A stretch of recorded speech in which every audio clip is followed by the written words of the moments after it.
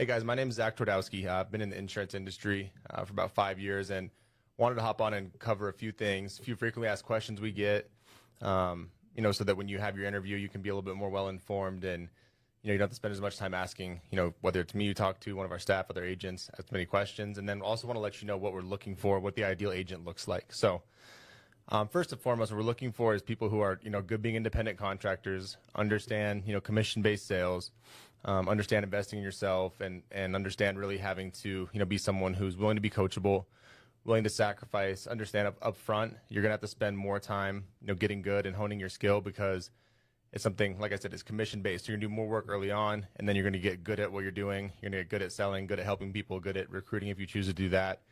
And once you get good at your skill, then you'll have to spend less time, and you'll make more money, in the future. But in the beginning, you're going to have to spend a lot of time, effort, energy, and be willing to really study this like you would any other profession. If you were a doctor, you would study really hard. If you were a lawyer, you'd study really hard. And you're going to have to study this industry, the same way and be someone who's willing to take accountability, be coached, have a good attitude, and, really have a desire to help people.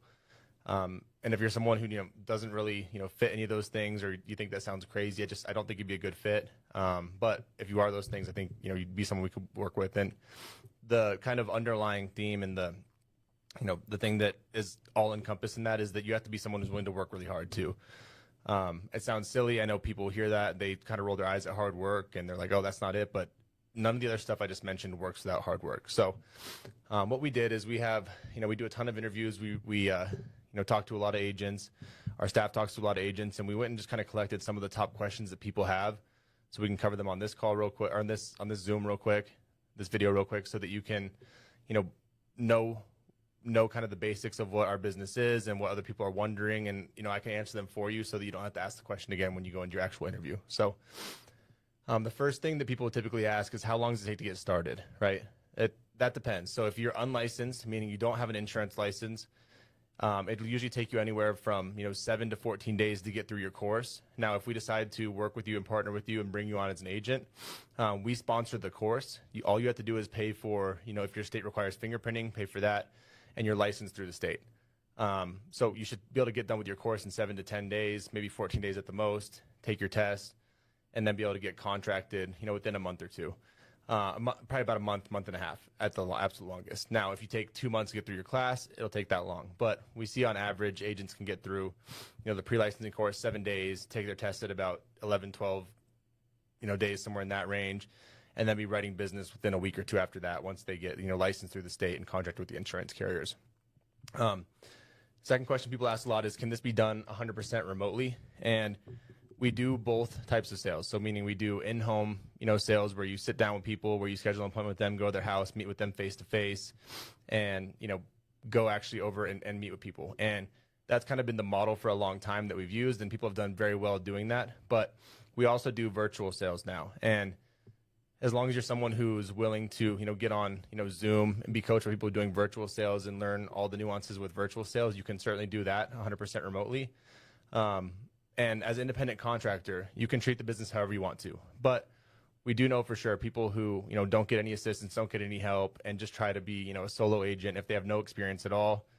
Again, if you're someone who's been in the industry for 10 years, 5 years, and you just want, come work with us and you know what you're doing, you want to be left alone, that's great. But if you're a new person, has no experience, it's going to be really difficult for you to figure everything out totally on your own. So if you're going to be 100% remote, not going to an office or whatever, the people that have success that do that get on Zoom, get on virtual meetings and ask for a lot of coaching and mentorship from, the people that they work with. Next question is, will I get training before I hit the field? And the answer is absolutely yes on this. And, we know it's our job and our obligation to train agents and make sure that they feel comfortable with, the systems, the processes, the scripts as far as phone scripts, the in-home presentation, which as you get through, more things, you understand the in-home presentation is more so just a questionnaire where we ask the client a bunch of questions, figure out what their needs are. It's a need analysis, and then based on their needs, you'll be able to shop around for them and figure out their product. So, but yes, there's training on all of that stuff. We have virtual boot camps you'll be able to go through. We also have in-person trainings, and then we also, on a daily basis have, coaches, mentors, new agent success coaches, and, agents who are still in the field, working every single day that are on, Zoom, in offices, coaching agents one-on-one, teaching them what to say on the phone, how to say stuff on the phone, how to close people either over the phone or in home. So there's extensive training And as you go, you'll have access to different types of training. If you want to figure out how to, write different types of insurance, start writing, retirement products, start, working on recruiting and building a business. There's training for all those things. And so you can have as much or as little support as you want. As an independent contractor, I think you want to have as much support as you possibly can get, which we're willing to offer, but we're not going to shove it down anyone's throat.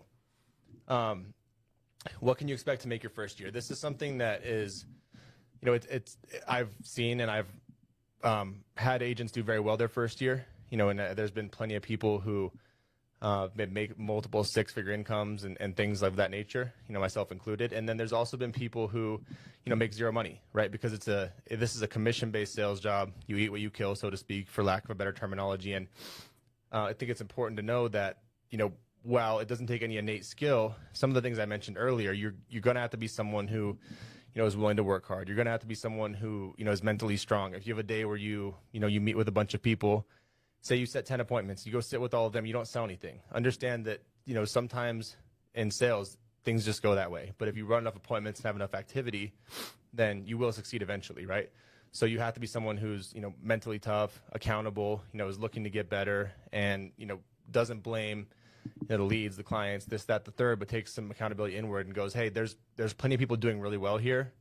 What are they doing that I'm not doing? And can I implement what they're doing and have that level of success? So, what can you expect to make your first year? It depends. It depends on how much effort you put in. But what I can tell you, and another question that is asked on here, just to kind of help segue this, is like how you get paid is, let's take for average. No, I know a lot of people watching this probably have not been in the insurance industry. So the compensation grid we have starts at 90% and goes up to 145%, which probably literally means nothing to you, right? But let's just say for easy math, you're at 100% compensation. Our average policy is around $100 a month. So you go meet with the family, you sell them over the phone, you sit down at their kitchen table, and they buy a policy for $100 a month, right? The way that the commission works is that you get paid 75% or 9 months of the commission up front as an advance to you as the agent.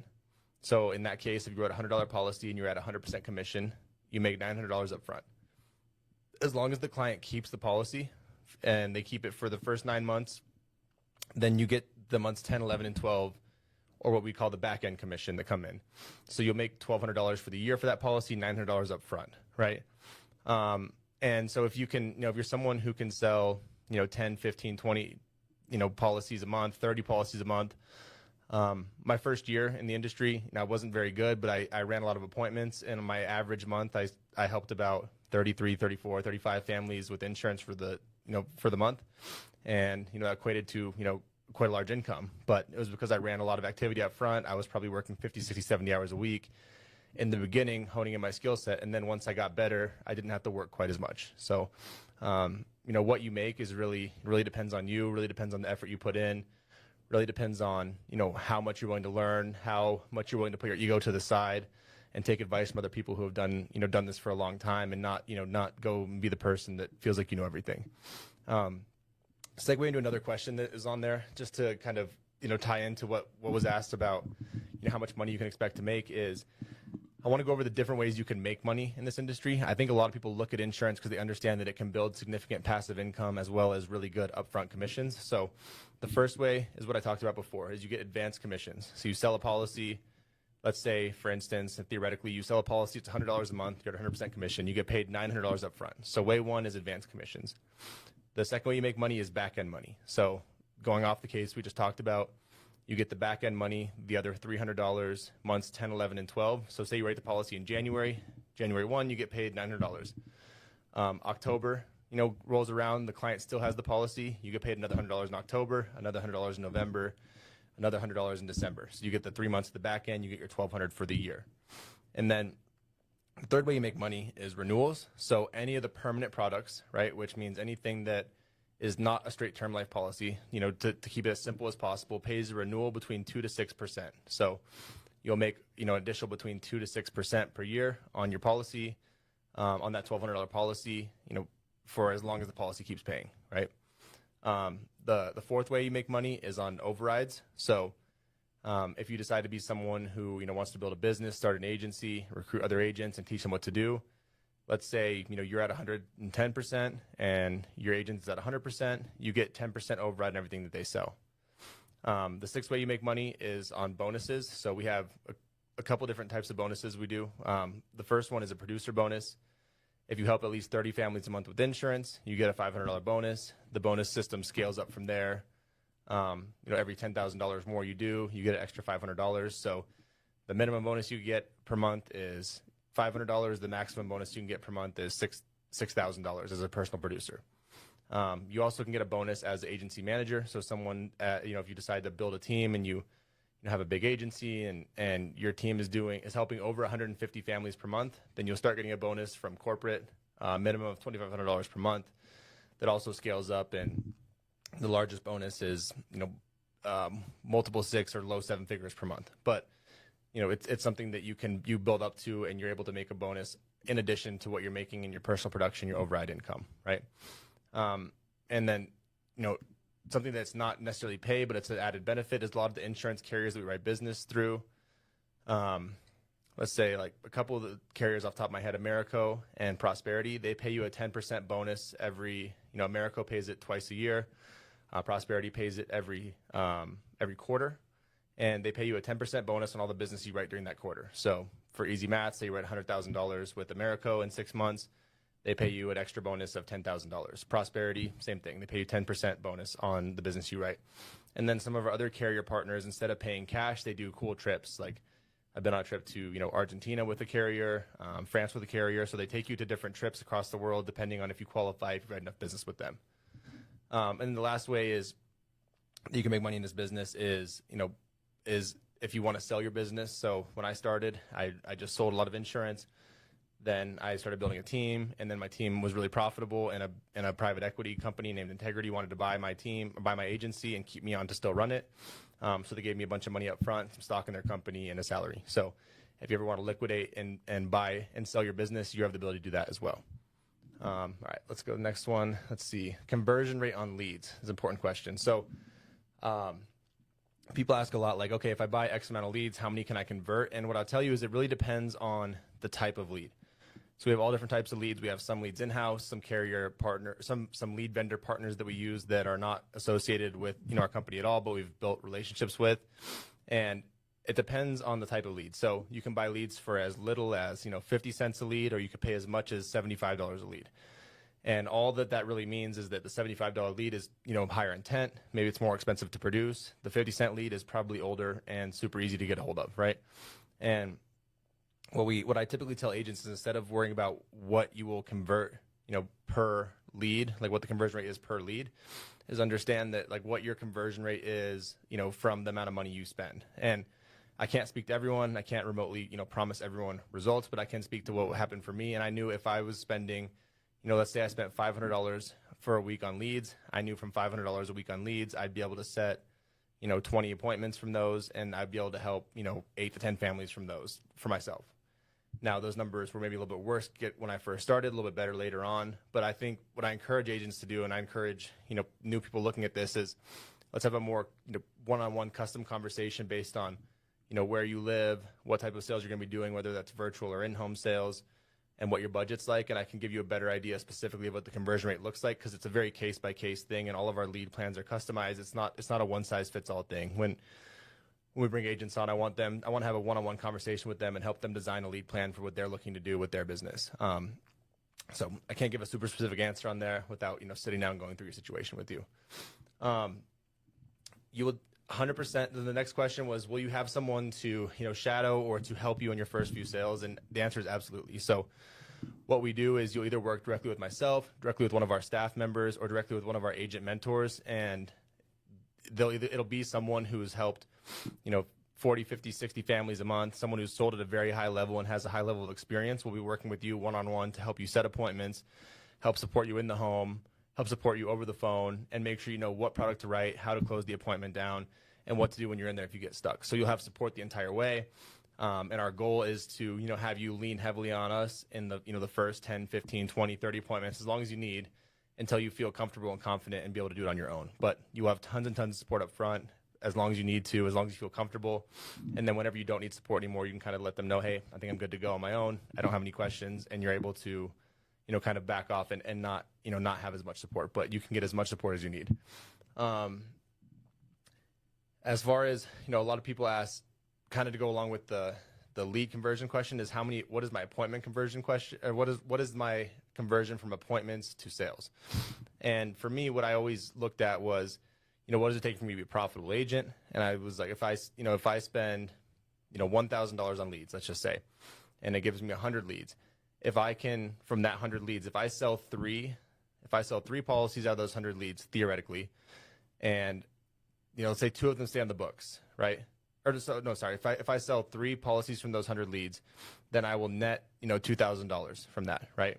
If I net $2,000 a week, which would only be 3 out of 100, which would be 3%, which is really bad, then I would still net, 6 figures per year, right?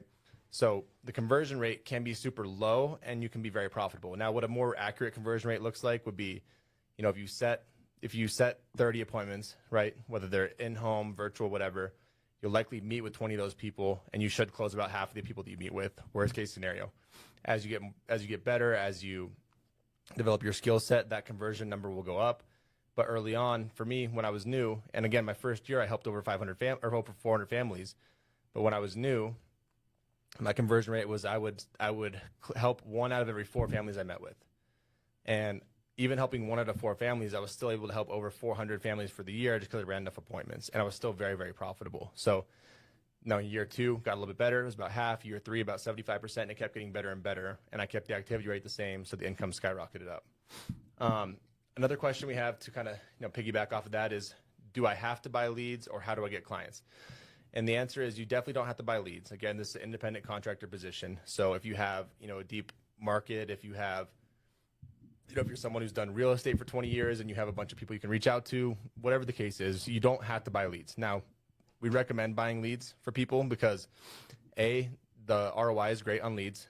If you buy the right leads, you work them the appropriate way, which is all stuff that we'll teach you and train you on, then, you'll be able to, make sure you always have clients to call, always have people to work with, and you don't have to go around and, door knock people, door knock businesses. You have warm people to actually speak to.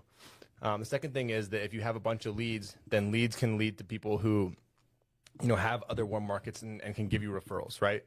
So the best case scenario we have, and the best way to really do this business is to buy leads up front, buy enough leads to see 30 people a week, to build up your book of business, to get referrals from all the people that you sell to. And then what should happen is you should start buying less leads as you go on in the business. So my first year, I bought the most leads I ever bought. Second year, I was, half of my appointments were leads, half of my appointments were from referrals and from annual reviews of my clients prior. And then by the end of my third year, like 75-80% of my appointments were all from my client reviews, because every single year I would do annual reviews with all my clients, and from referrals. So my profitability went way up, my lead expense went way down, because I kept working my book of business, kept getting referrals, and kept going back and seeing the people year after year. Because I knew, LIMRA, which is the Life Insurance Marketing Association, said that people typically buy life insurance 6 times throughout their life. So I was thinking, when I was a new agent, when I was 22 years old, didn't have a lot of money, I'm like, well, if they're going to buy 6 times, I'd rather them buy all 6 times from me, right? So I did annual reviews every single year, collected referrals every single year, and it helped me be very profitable as a business owner.